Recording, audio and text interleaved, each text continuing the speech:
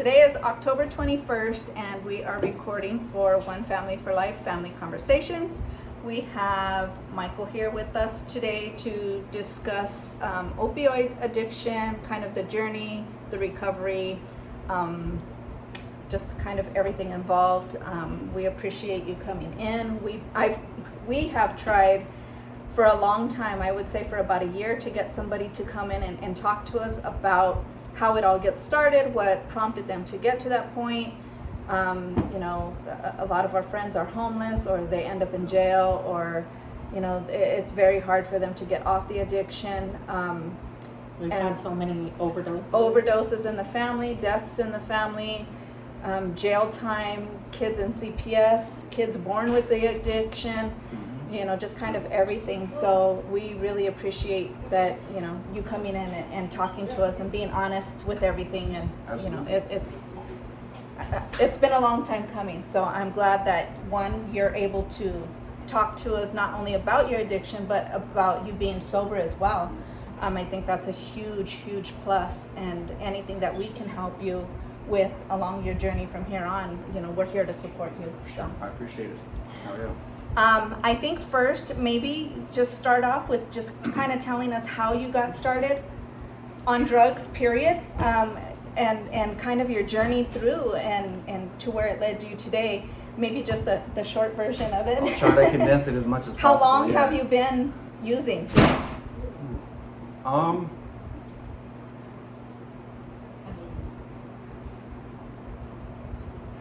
So when I was like 10, 11 years old, it's when I was introduced to pot and all that, cigarettes. I saw my mom smoke. Mom's a drug addict. Okay. Was either a drug dealer or some kind of an escort, some kind of a call girl or something. She was getting, racks in the mail or something, like she was bringing home a lot of cash, and she didn't hide it very well, the drug use. We moved to Washington State when I was 9 because my dad found a bunch of paraphernalia, pipes and all that in the garage at our house in Chandler. So my grandmother, her mom, came down and got us. We went up there, and then she kind of went out of my life at that point, just got lost, Mm-hmm. So hanging around with older kids, doing what am I supposed to do. Eventually the smoking and drinking comes in. I did that till I was 14. I got shipped down here for being a little dickhead, and I'd moved down here with my dad, and he kind of straightened me up a little bit, but it wasn't long before it just starts again, because you don't deal with those issues. You got to deal with your problems first anyway. Well, at 14, I guess it's kind of hard to know what your problem is. Right, yeah, you can't cope with it really. It's the drugs are the coping mechanism at that time, whether we want to or not. But through high school, I started selling a lot of pills, sold Xanax, Percocet, and I took them. I take 2 Xannies in the morning, all through high school, 2 Percs in the afternoon after lunch. And then after high school, I won't say who, but I got introduced to heroin when I was 20. And that was a warm hug that fixed everything. That was it. That's my drug, opiates in general. So that was around 2014. Went to rehab. My sponsor overdosed. Oh, wow. Got another sponsor, and then I just ended up leaving. I wasn't ready for it. And just since then, it's just been up and down. Getting off, getting back on. But there's no fix to this. That's where it's at. That's where everything is, and you got to be ready to do it, because if you're not, you're not gonna make it. You just gotta hold on. You gotta hold on tight, because it's not nice, and it's not prejudice. It fucking hurts, but you can do it. The earlier you do it, the better. My main focus right now is kids. Yeah. That's my the age of ignorance, I guess, all the way down to toddlers. Fitting in. And They see what we do. Right. You know what I mean? And they see what everybody does. And I think if you educate them the right way about it, not just don't do this and this is, you have to show them what can happen. But anyway, yeah, that's, I did fentanyl for, about 6 months or so, and I got up from like a quarter, half a pill to smoking 30 or 50. Wow. And I mean, that's, if I didn't have, I mean, if I had 50, I'd smoke it, that kind of thing. Yeah. So it got pretty wicked, and then I don't know exactly what happened, but you know, she saved my life. How She did saved you my meet? life. We met in middle school. Oh, We known each okay. other for a while, yeah. And So she came back into your life. yeah, I hit her up, and we hung out, you know, all that. So I hid it from her. I hid it from her for like what, 6 months, maybe 4 to 6 months. Didn't tell her. She was digging too. I mean, she actually took a piece of foil with a pill on it to work and asked somebody, "The fuck is Wow. this?" You know, that bad. And then I finally told her. You know, I'm she- surprised you were able to hide it that long. Me too. Me too. Yeah. I mean, we saw each other quite often. You know, it wasn't like it was once every 2 weeks or something. It Right. was pretty frequently. And the day after I told her, she took me to the methadone clinic. That was gonna be my question. Mhm. So how do you feel about like the methadone and the Suboxone? Because me personally, I feel like I don't like it, and I've never liked it because I feel like everybody. Okay, so like everybody will say they want to get clean, they go into a clinic, they give them the methadone, they give them the Suboxone. They'll go when they don't have money, but as soon as they have money, Or they're doing they go both. get high again. Or they're doing both. And then as soon as they don't have the money to get high, they're They back, go back to the you know, clinic. to the clinic. You have So to want to be there. yeah, I mean, in my opinion, with the methadone, you have to. So methadone clinics, the counseling and everything, they don't follow up with you. No. Very rarely. You It's know, like high school. You're just kind of They're- there. They just want the money. The government, I mean, I got access. They got paid though. They get paid $100 a week from each person. That's all they want. They dispense that. There's drug dealers, legal drug dealers. In my opinion. that's what I Yeah. say. In my opinion. But it was there, and it didn't make my teeth fall out. It didn't make me overdose. So I'm thankful for that. Yeah. Getting off of it's another story. So that's the reason I would be like, hold off, look for other options. There's medically and they do things like put you to sleep for 3 days so you don't have to go through the withdrawals. I don't know how much they've studied it But or how do much you- they're doing it, but I mean, from experience of people that super close to me, I've seen them just keep raising their doses instead of lowering them. And my thing was, if you're going there to get help, they should be lowering it instead of raising it. So obviously, they want you to stay there. Right. That's another reason why I didn't like. that's the point. Yep. No, Yeah. but you know, I wouldn't recommend it to anybody. The clinic itself, I'm against. Yeah, that's a scam. So you started heroin at 20 years old. Mhm. At what point did you start methadone? To where you're at your point now. I'm sure you probably went to methadone, went back, relapsed, back and forth. Yeah. But at what age did you finally say, okay, I'm going to get on methadone and I'm ready for this? 28. 28. 27, So 8 years 28. later. Mhm, yeah. And from But- that point to now, how long did that take? The process from getting off fentanyl to now is 3 years. Oh wow. Well, 2.5 or so. I've been on methadone for about 2.5 years. March of 20, got off in September, just last September, and that's a short amount of time. Last time I was on it for 4 years. Right before I went to Beijing, I had to get off of it because then Right. you know what I mean. So that was the only reason I got off it then, and I had already been on it for 4 or 5 years. They don't, and I wasn't doing anything about it either. I wasn't trying to go down. I was comfortable. I was making a lot of money doing what I was doing at the time, and I didn't care about anything else. You know, so I didn't really pay attention to it. But this last time, when I got off of it, you know, they'll taper you. I tapered 3 milligrams a week for a year almost, and I mean, they'll do that for you, but they don't check on you. They don't check your vitals if you go and you're not feeling good. You know what I mean? They don't ask check you. it whether you have other drugs in your Nope. system or Oh well, I mean, they UA you, They're but random though. yeah, It's random. they random UA. And if anything, you know, they just take your privileges away. You can still go. It's still free dope. You know, I mean, for some people gotta pay, but most people it's free. Right. You know.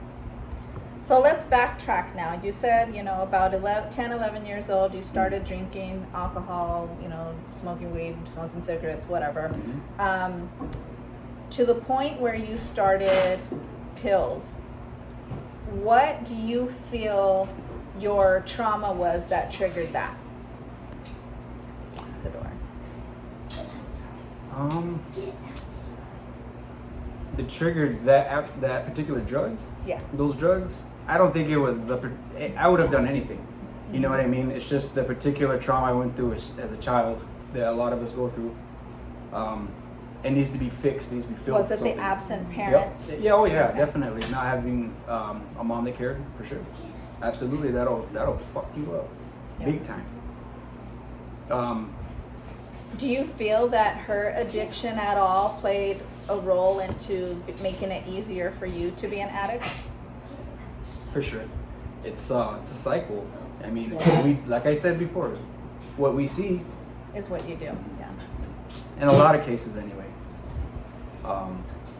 A lot of people have both addicts, or both of the parents are addicts, and they go on to be something. You know what I mean?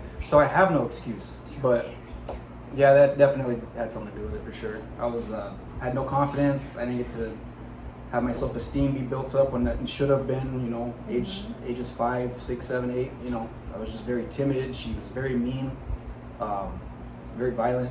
So that it hurt, and then I had to deal with it in some way. I didn't know how. So that gave me immediate satisfaction. Is another important thing. Right. Immediate satisfaction. The numbness.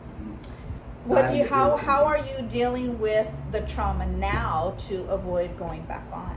I go to therapy once a week.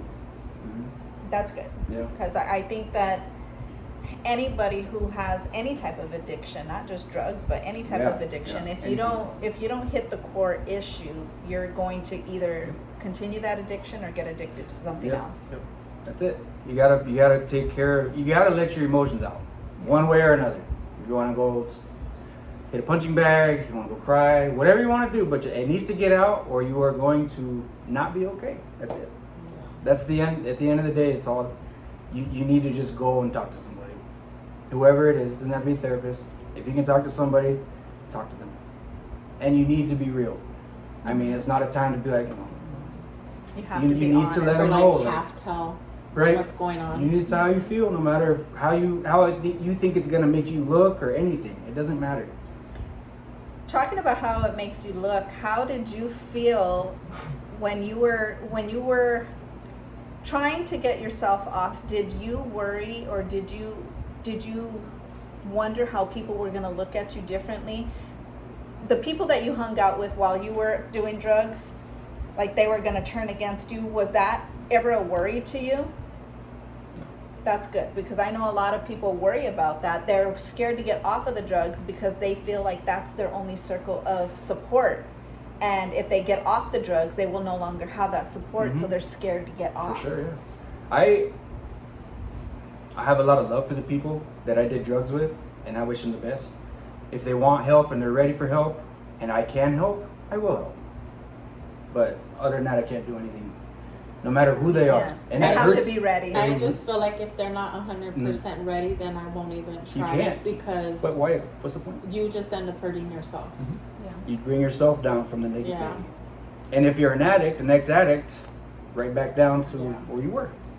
How is your relationship with your mom, your dad, and your grandmother now? My grandmother passed away in 2017, but our relationship after I moved down here until she passed away was very, when I went up there to visit, it was great. Spent time together at Christmas.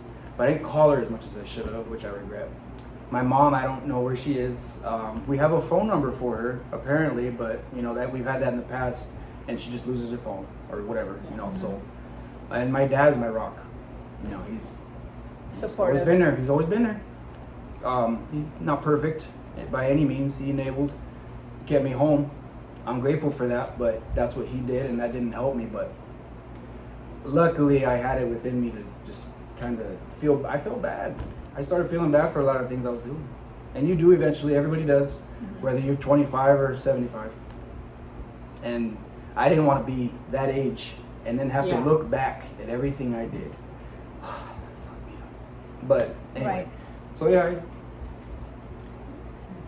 Explain to us, because I think this is like the scary part of people getting off this addiction is the withdrawals. Yeah. Tell us about the withdrawals, how they made you feel, and how you overcame them. Because I think That's that is all I hear is the withdrawals. everybody that I talk to that talks about the withdrawals, and the reason I can't get off is because I'd rather shoot myself in the head with a gun than to go through the withdrawals. So like, I mean, I've always told everybody, like, you're a man, go sit in the room and deal with it. Like, you know, we'll be here to take care of you, but sit in there for a week and get it over with and you'll be good. And they say like the fentanyl is way worse than everything else, and that you can't deal with it. Like, you can't, like, I don't know. You'd rather die. I don't understand it because will. I know what like a Percocet withdrawal feels like, you know, from doing that for so long, or a Xanax withdrawal feels like. But I don't understand. Like, I'm like, yeah, I know what the sickness feels like, but like the withdrawals that they say from fentanyl, I don't understand it at all. Like, it's the same withdrawal, just extreme. It's very extreme. If I believe, if your dose is high 100 enough, times worse or what? yeah. I mean, that's dramatic, but it's significantly worse than heroin, even. You know, Vicodin's the weakest according to, you know, professionals, what they say, and then Percocet, heroin, and fentanyl. You know, as far as how much of the opiates you'll be receiving by the receptors, and then, you know, the sickness and all that. But what I was not gonna do it cold turkey. Like, you can die, it can kill you, you know, and I didn't want to risk that. So the methadone, if I thought about it now, I'd probably do the same thing just because I don't have any other options. So I couldn't do Suboxone because you have to go through the sickness to get on Suboxone, or else you will get really sick. It'll mess you up. And you start real low on the methadone, you go up, and by the time I was at a certain dose, I felt a lot better. But you have to go through, I mean, the withdrawal is not just withdrawing from the fentanyl physically, okay? That's the easy part. And that's it's the roughest part at the time because it's very acute, you know, depending on what you were using, how much you were using. But like I said, it's a warm mother's hug when you have it, and it's a daddy's punch in the face when you don't. So a lot of people say, like, even when they start trying to get themselves clean, that the depression kicks in, and automatically they jump right back to the drugs. So the dopamine, you're not getting that artificial, you know, from the opioids. So your brain's in shock, doesn't know what to do, has to rewire itself. And during that time, I remember not caring about anything, not even, nothing. I asked him, I was, you know, I kind of, you know, I didn't even, it was weird, it's crazy. I lost my faith, I lost my way for about a week or so, a good week, maybe 2 weeks, and then it doesn't get better quick, so don't expect quick results. I mean, it's minute by minute. And it doesn't get, I mean, you'll notice a difference probably 2 weeks at a time. You're like, oh, I guess I'm feeling a little bit better, like that. It's not like, oh man, that sucked, you know, now I'm okay. It's not like the flu where you start to feel better after a few days, but wow. I'm still not sleeping well. You know, the last time I got off, I didn't sleep for 6 months. You know, we're talking 20 minutes, 30 minutes, 45 minutes. I mean, very gradually going all the way up to, you know, at least 5 hours. I'm happy with that nowadays. Yeah. But yeah, you have to be ready. You have to have a reason. You gotta have a road. So what clicked in your brain to make you say, okay, I'm gonna turn this off and do it? Nothing. I didn't have a click moment, and not everybody does, you know, but I had been trying to do this for so long that...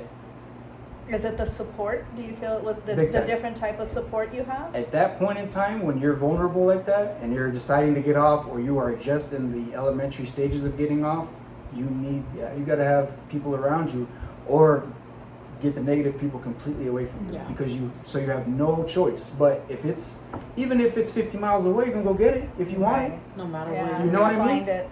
Yeah. So I think the first part is getting everybody that's doing it or has it, and like you said, the negative away.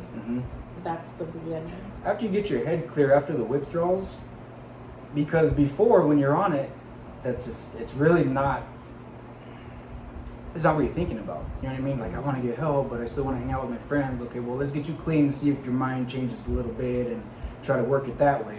But I mean, yeah, if you're doing it and you can't get away from those people, just get on a bus, bro. Get out of there. You know, that's what I would say to somebody. Right. You know, leave it behind, but it's not easy.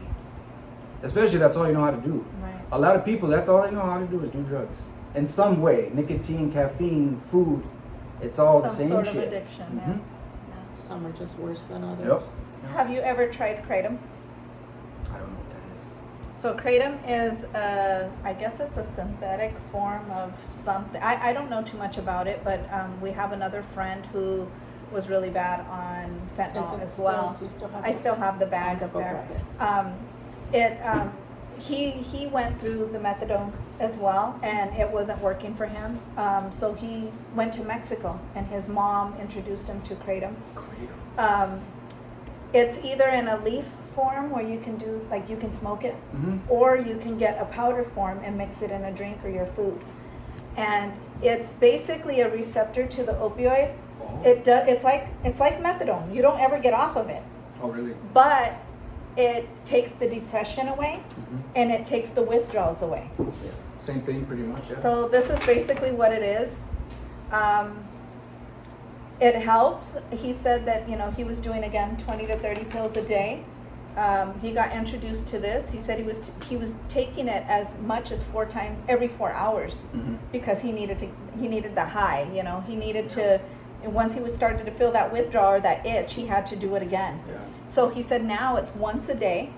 It's been almost a year, but he mixes it in a soda or whatnot, and once a day, and he's happy. He can interact with his kids. Yeah.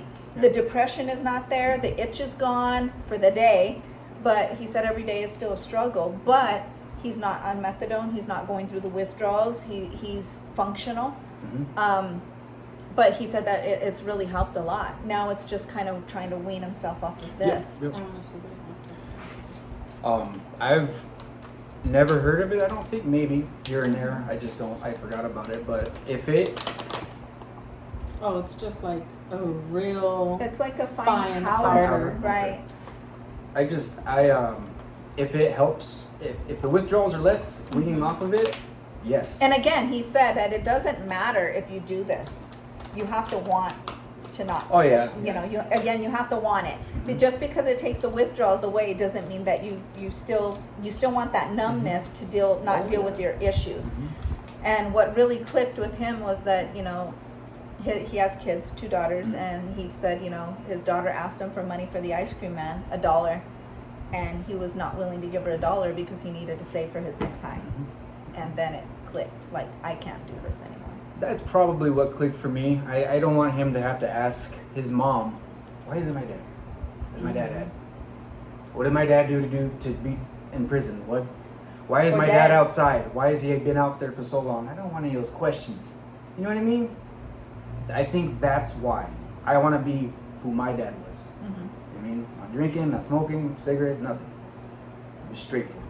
And that'll be my high. Yeah, that's good. Let that be your motivation every day. And this woman here, Yeah. You have to have a Obviously, strong 'cause she's person helped you, beside you know. you in order for you to, you know, continue. And she holds me accountable. That's the thing. That's You- good. You have to hold yourself accountable, but support is definitely. If you listen to, because at the same time, I can just say, screw you, and you know, I'm out. Yeah. Do what I want to do, right? I mean, you have to make the decision to say, yeah, she's right. Fucking around. So it's up to each individual. you have to be ready. Yep. I think Mhm. you truly have to be ready.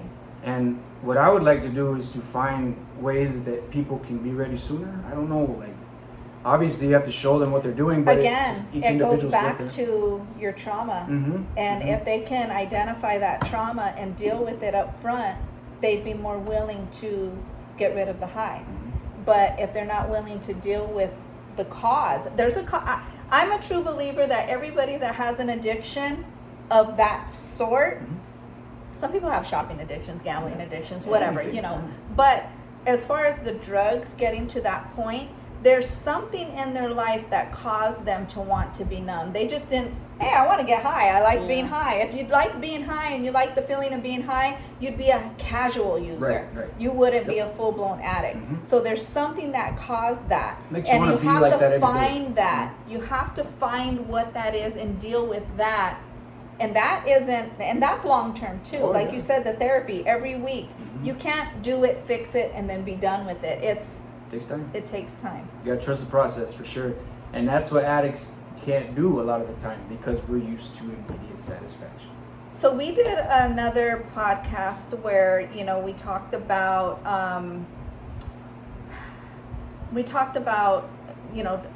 kind of the same thing, that a process of, again, you can't just deal with something and expect it to be done and over with.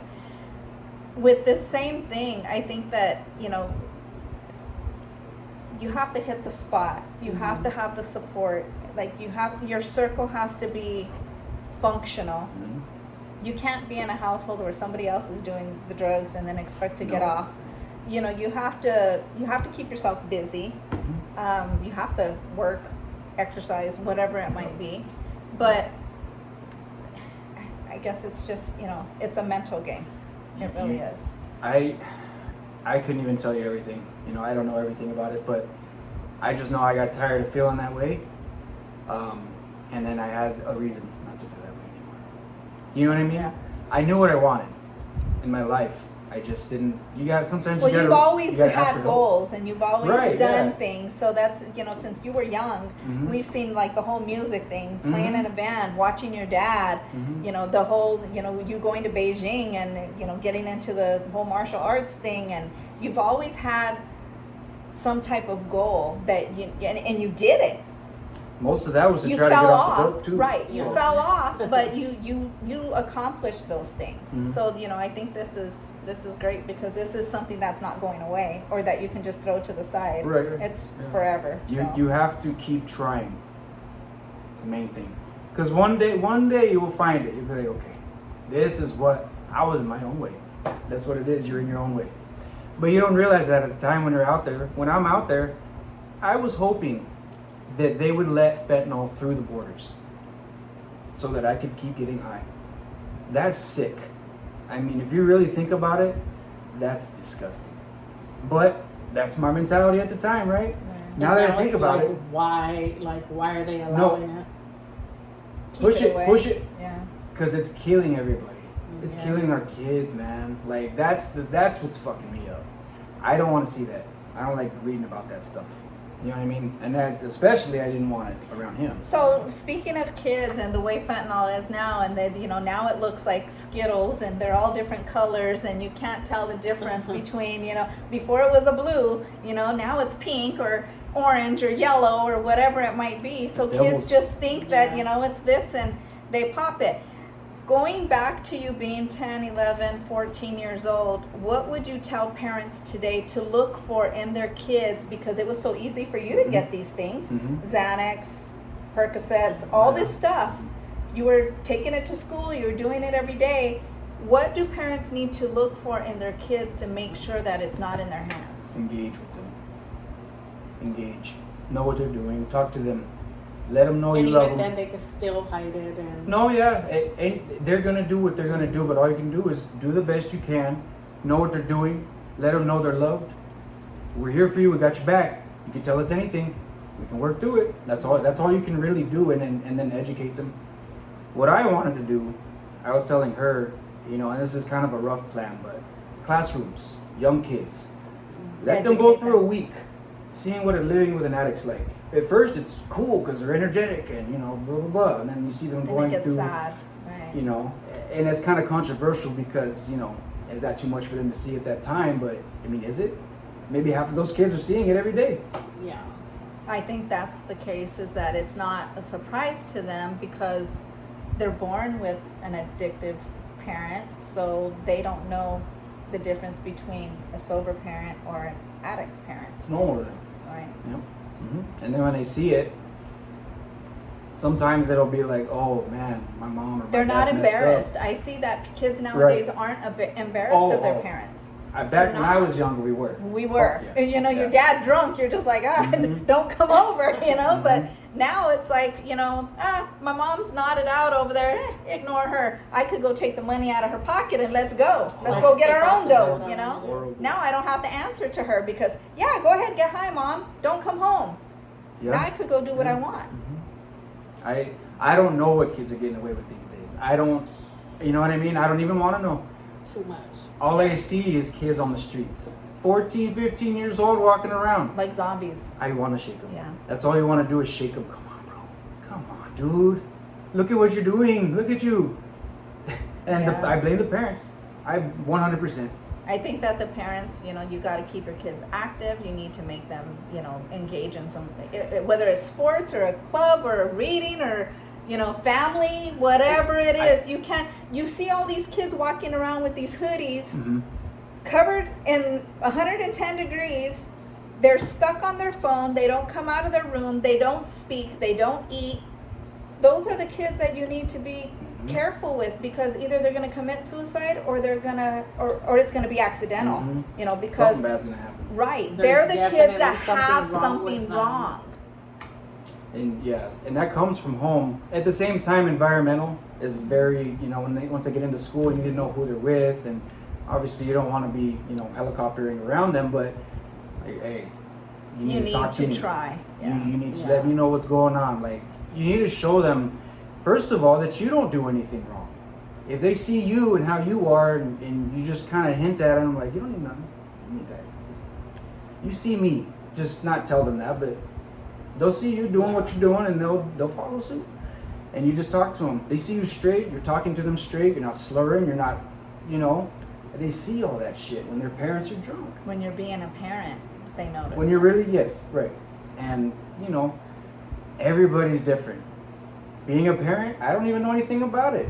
Who knows? Maybe it'll want to drive me to do drugs again because it's so stressful. But you have to be aware of those things, and it all comes with time. Right. I don't know Yeah. what type of work you do, but do you think that like you would want to like counsel kids or like do something like I think that Something like you that said, where like a you- classroom where you can educate the kids. Would you be? And we do this with our kids a lot because we take them out, we make them hang out with each other, we make them talk to us, we make them go do things that they're uncomfortable with. You have to do that. We push them.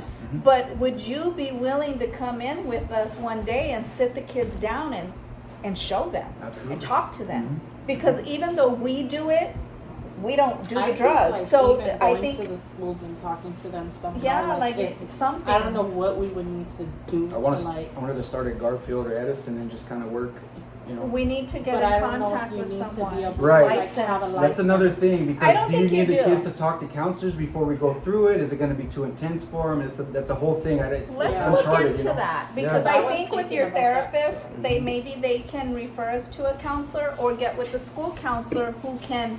Because again, Maybe we're not prep 'em or doctors. something. We can't give advice because we're not professionals. We don't have that degree behind Right. us. But if we do have someone with that experience, maybe a school counselor that would You're right, allow us to come in and talk to them, and they can guide us and say, you can say this, you can't say Yes, this, yes. you know, then maybe we start there.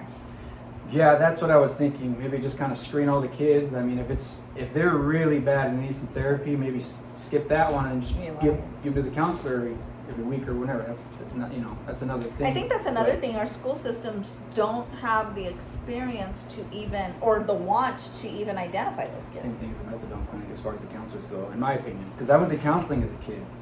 You play a board game for an hour and you leave. Oh, wow. You know what I mean? They don't try. Right. And even then, if they do try, what can they do? No, okay. As a kid, you're just being happy, right? You don't start dealing with the, you know, trying to cope using drugs until later on, usually. I mean, today, I don't even know how young the kids are doing drugs. It's scary, but something I'd like to do for sure. Yeah. So now that you're having your own child, what I'm sure you've thought about this a lot. What are you planning to do besides the love, the support, to kind of educate them? Because again, by the time your kid's 10 years old, it's going to be a lot worse than it is now. Oh, How I know, do you, I know. what are your thoughts or your plans to protect your child from being And you introduced to can't what you shelter have? them Right, because right. it makes it worse. Right. So. They need that. They need the social skills. They need you to be able to trust them, but Mhm. They need you you. can't put them in a bubble either. No, no. You know. Nope, you can't do that. But they need you. They need your full attention from the time they're born. No, really, until they don't really need you anymore. Until but they're having their own kids, Right. and then they still need Right. guidance. Mhm. Right. For that first 10, 15 years, they need you. They need your full attention, pretty much. I mean, if you don't watch them. Right. My phone says low battery. Let me. Okay, we're back. But So how is it?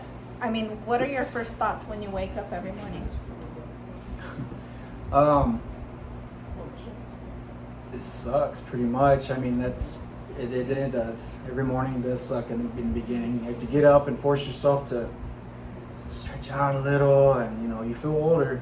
And definitely after the methadone too, because I would get up and take my dose 20, 30 minutes later. Oh, go do my stretches. She gone, whatever. And now it's very slow. You have to. I mean, I drink coffee now. I wasn't a coffee drinker, but it helps me at work and helps me get going. I feel like an old man. You feel very old when you get off dope. And because how old are you now? I'm 30. I'll be 31 in November. Wow. So you've experienced All my 20s. 20 years of Oh, yeah. some sort of addiction. Mhm. Yep. 2/3 of my life, and that makes it harder too. Like if that's really all you know how to do, like I said before, it's very difficult to get out of that. You have to completely rewire your brain. It's physically. I mean, it changes, and it's very painful. Physically up in the brain too, but the whole body. It's just that's what the withdrawal is, So. Would you say that some of your decisions in life outside of drugs were made because you were on drugs? For instance, who you hung out with, maybe, I don't know. I don't know if you've ever been arrested or not, but anything that you've done, do you feel that it was triggered by your drug use? Decisions that you made? Probably not being in my right mind, making bad decisions, But at the end of the day, you make your own choice. You gotta sack up. Yeah. That's it. And if you don't, then you're gonna go through those consequences. And at the end of the day, it's just pretty much matter of fact. It's like I said, it's not prejudice. Mhm. It doesn't care if, I'm sorry, I don't want to play anymore. Sorry. I feel like everything that happens in life and everything you experience is a learning experience, Mhm. as long as you take it long as you learn from it. and take a positive from it. Mhm. Do you feel, do you have regrets for anything you've done? I'm sure we all do. Yeah. I've stolen money from loved ones. Never physically hurt anybody, which I'm very thankful for. I never wanted to do anything like that to get dope. You know what I mean? Yeah. Just making the decision to do the drugs, it hurts my dad, hurts my family, hurts my friends, everybody that I love and that loves me. Those are regrets of mine for sure. And not getting fixed sooner, and what I mean by that is not going to rehab, but going to therapy. Well, we're proud to know that you're 30 years old and you're doing something about it. Right. And you're changing, because You're still young. there's so many people that we know and friends and stuff that are way old and they still haven't changed or learned their lesson. They don't want or to, and I think that's the It's sad not part. even a thought in their mind to try. Not even to try. We have family members that, male, female, young, old, have kids, have families, have the world, have the support, and they have no desire whatsoever to even think about beginning to get clean. Depending on how long you've been on it, I mean, if you've been on it 20 years, 15 years, whatever, no, there's no way. This is me. That's their mentality pretty much, and that's a defense mechanism. The whole time you're getting off, your brain's telling you, oh, well, you could go over here and do this. It does very Is it sneaky like you things. got the angel and the devil on your Yep, shoulders? pretty much, yeah. Your mind, tries to get you. It's a defense mechanism to get you high, so that the body feels better. Yeah. So your brain's telling you, go get a pill. So explain time. to us, because a lot of people don't know this, what are the body issues that you have when you're going through the withdrawals? What symptoms do you have? I was in a car accident and I took half a Vicodin and I threw up for 2 days and I felt sick for a week and never again. So I can't imagine what true withdrawals feel like. Have worse body aches. Yeah. So to be honest, I don't even remember exactly what happened, but I know the first day that I had no methadone whatsoever, couldn't sleep. You get very anxious. You feel like bugs are crawling under your skin the entire time. You could ask her. I mean, the whole night. Some nights I was, oh my goodness, rubbing yourself and trying to get some relief. Get up and walk around. I'd punch the walls, that kind of thing. I mean, it was really bad. You do want to bang your head against the wall. You do want to shoot yourself. It hurts. Not just physically either. That's the thing. You know what I mean? It's more mental than physical. You're like, because all you have to do is go get a pill, and it's over. It's over. And that's it. And your brain's telling you that the whole time. Go do it. I don't believe I consciously made it through that withdrawal. I don't know what happened, to be honest Maybe with you. it's good that you don't remember a lot of it. Because I could have, I know 5 people I could go to right now if I wanted to still, my friend Carlos lives on 18th Street in Palm Lane. I know 3 people around there, walking distance, right across the street I can go. You know what I mean? I don't know why. Her probably too, because I don't lie to her. I will tell her everything I do. If I do some cocaine, if I drink, I will tell her. She'll get mad.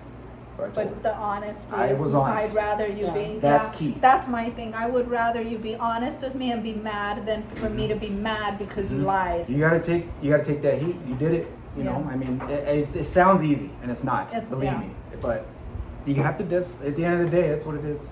If you want a relationship and you're trying to be clean, then that's what it takes. Right. So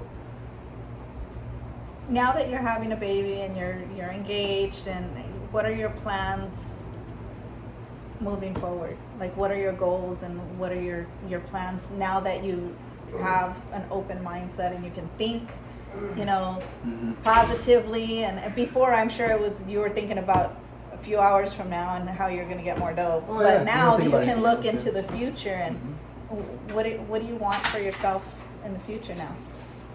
To be there for him. And that takes me being happy and me having goals of my own. Right. So I'm not just like, I'm giving up my life so I can, you can't be like that. You have to take care of yourself, and you have to show him how to take care of himself.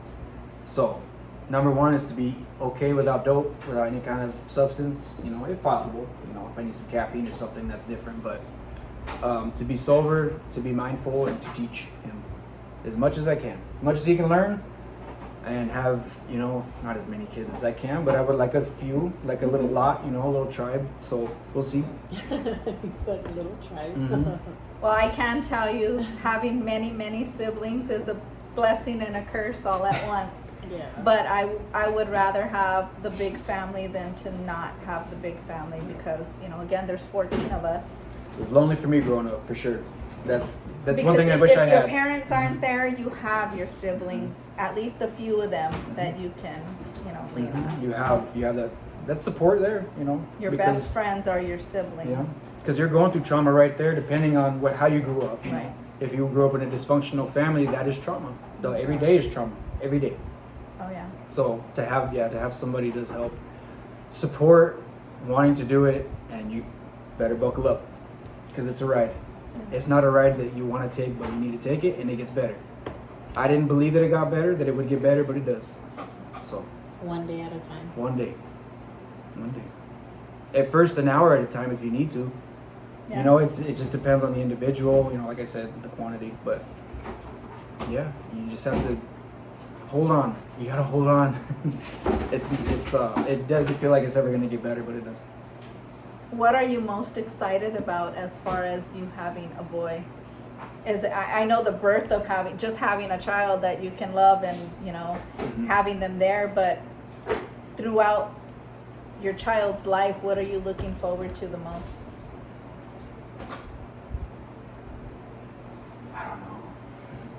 everything. I want to break that cycle, and I want to see who he can be. I'll go, boy. Shoot for the Get out of here. stars. You know what I mean? Yeah. That kind of thing. Not that I want him to leave, but go do everything you can. Go travel. Go learn. You know, I want him to be everything he Just can be. know that you're comfortable, that you trust him to be able to go out and do things and be That he- responsible right. without. That he'll be okay. Enjoy life. I just want him to be okay. As long as he's okay. I mean, if he needs us, obviously we're there. Yeah. But for him to be able to take care of himself, to treat people, you know, the right way, at the same time, demand respect. You got to learn that Oh balance. yeah, yeah. And teach You him can't things be that. a pushover, but Right, no. But you need to learn how to be calm. Mhm. When, you know, be able to raise hell, Mhm. but just kick back. That's what I want him to do. One thing that I don't know about you is, you know, you said through high school you did drugs, you sold drugs. Did you finish high school? Mm-hmm. You did. Mm-hmm. Yeah, So exactly. you were able. That's good. Not too many people can do drugs during high school and finish. Yeah. It actually helped me. I mean, that's a sad thing to say, and I don't recommend it, but it gave me the motivation, you know, because I felt good to do my work. It made me want to do my work. So, but that's one in a million. You know, everything Right. else, you'll be asleep or you won't go to school. Right. You know, so. But yeah, I started going to college, dropped out first semester, had some issues going on, and didn't deal with them, so went back into, you know, and didn't go back to college. But I'm glad I finished high school. I mean, Yeah, I have that's a huge. decent job now. I can't complain. I started at the very bottom, but you got to do what you can. If you can finish school, I would definitely do that or get a GED for sure. What advice do you have for our kids now, our teenage kids? Because I think the scariest thing is, you know, my grandson Jojo, he's 15 now. He went to Catholic school up until 8th grade. He didn't want to go to Catholic high school. He wanted to go to public school. And my biggest fear was the introduction to everything that he was not exposed to. Mm-hmm. And even though this kid's street smart and he's a good kid, again, being around kids that are doing this stuff, that is scary to me. Oh, yeah. And, Mhm. you know, what advice do you have for the parents and the kids? Push them into doing things like school activities, Being baseball, involved. perfect, all year round too. You know what I mean? And that starts young. Don't give them a break. No, you can't. And I mean, not because they're going to go and do this, but their attention spans at the time. They're trying to learn how to focus. Trying to and fit in. Yeah. Get them Yeah. structured. Get them structured. Have a system on the weekends. You know, you don't have to necessarily be military, but have a A basic routine. plan. You know. I think and again, it starts in the home when they're Mhm. young. You need Mhm. to teach them respect. You need to Yeah. teach them to be grounded. You need to teach them that, you know, right from wrong. And I think a lot of parents don't agree with us, our family, on this, but we don't hide anything from our kids. Oh, they know everything. They know everything. They're exposed to it all. Good, bad, ugly. Most adults can't deal with it. But our kids know it because we don't want them to be surprised. Mhm. They know about, you know, the family going to prison, why they went, how they went, what they did, the details behind it. They know the drugs, they see the drugs, they know about death. You name it, they know about it. But me, I just feel that the more you educate them, the more of a chance you have for them to not do it versus sheltering them and then them being curious. Again, you could do this and they'll still end up doing it. I mean, some kids are just, they're gonna do it. But then when they do it, they have no excuse. Right. You You They try. can't come to you with an excuse because You never told you me. or- didn't right. hide it from Mhm. them, and they knew about it since they were little. So. Just my opinion. I don't disagree with that. I definitely think if you can explain it to them in a way that's going to be constructive and they'll at least somewhat understand what you're trying to say, which I've seen you guys do to the little ones especially, and I agree with that. If you can do it like that, do it. I don't think, Like if I think it depends on the upbringing. right. Yeah. You know, Like if what me your and- family history is. Mhm. Now, you know our family history. Mhm. You know you got to teach these kids if all they're of this. seeing it, if they're seeing it Because every it's day, there, yes. Mhm, right? Of course, Now, definitely. if you don't have what we have in our family, Mhm. then no, they don't need to be exposed to all of that because it's just going to make them curious. Not in the same way. I Yeah. think if they see it and they have questions, Right, talk, right. talk to But them some about kids are going to be like, "Oh, gangs! I've been sheltered. This is what happens on TV. Let me go try this and see." You know, where it. You got to educate them yeah, for sure. you do. And whatever way you do it, just like you said, it depends on the kids' upbringing and what the The family's kid's like. personality too. Yeah, you got to read them. You know how to read them. Some kids are just those kids that they're gonna do it whether you tell them not to or not. You know, whatever. They're just gonna do They're it. harder to reach. Yeah. Like if we're having an argument, I don't want to argue around it. That kind of thing, I don't agree Yeah, with that's them one thing exposing that, them to that. regardless, I don't think anybody Right. should do. Your Well, handle your business. Your kid doesn't And need this it. is what we had a whole podcast on. We need to know what our kids are feeling. We Mhm. just assume they're okay. 'Cause they're not complaining. Because they Mhm. right. Right. We don't see them cry, Mhm. so we assume that they're able to deal with And, death. They're able to deal with the hurt. They're able to deal And we with the did pain. that though for so long with our kids. Like We didn't taught ask them them. to Suck it be up. strong and suck Mhm. it up, and you don't cry. You don't, let certain things You bother be strong. you. And You stand up tall. it and does bother them, and we do need to talk to them about things. And They need to be. They need to express their emotions because again, you have this trauma, you don't express it, It'll fester. and it leads to Mhm. this. So we finally just realized this a year or two ago. It takes time. And sure. I now- barely talked to them. Can't about Right. it, And like, when we 6 talked to months them, ago. they all said, "You guys never asked us. You guys haven't been there. You guys deal with your own stuff and you're hurt and you're crying and you're planning funerals and you're doing this, but you guys don't even feed us because you're too busy worrying about that." We were, our jaws dropped. We were like, "We're sorry." But we were brought up that way, so we Right. we Oh, just yeah. push that For sure. on them. Oh yeah, it's not. Like I said, it's a cycle, Mhm. and you don't know what you're doing at the time. You're not doing it to hurt them. You're trying to help The them. communication. But, yeah. If you don't communicate, you will never Yep. know. And if we didn't sit them down and talk to them till this day, we still would not know. And at the same time, losing as many people as you guys may have lost or known who have passed away, that's a lot to deal with one death. Oh, I mean, let alone over 20, 30 years of dealing with it Well, and having to have kids to Right. be, To do to the support same them. thing. Yeah. That's not easy. You know well, what I mean? with these drugs now, Yeah. these last couple years, I mean, there's times that it's been 5 people in 2 weeks. So I mean, it's been constantly nonstop. It's sad when But, the funeral homes know I us. mean, By we've first had name. 5 deaths within 2 weeks. Mhm. So it's like, yeah. It's been hard. Yeah. So, you just got to keep them in mind. Well, I really, really, really appreciate you coming. Absolutely. And For sure. again, you and your family, if you guys need anything, call us, reach out to us. And, one person said to me and apologized like crazy for staying away. But I'd rather you stay away and know you're good than for you to be around Mhm. and be exposed. Most definitely. So, not that we don't want to hear from you, because that little I feel message, you. "Hey, how you been?" Great. Right, We right. know he's good. We Yeah, still yeah. know he's good. Mhm. That's all I want. Yes. And I know already. And that makes us feel good because you wonder about people like, God, I wonder if they're still doing good. And we wonder, but don't ever feel guilty for staying away.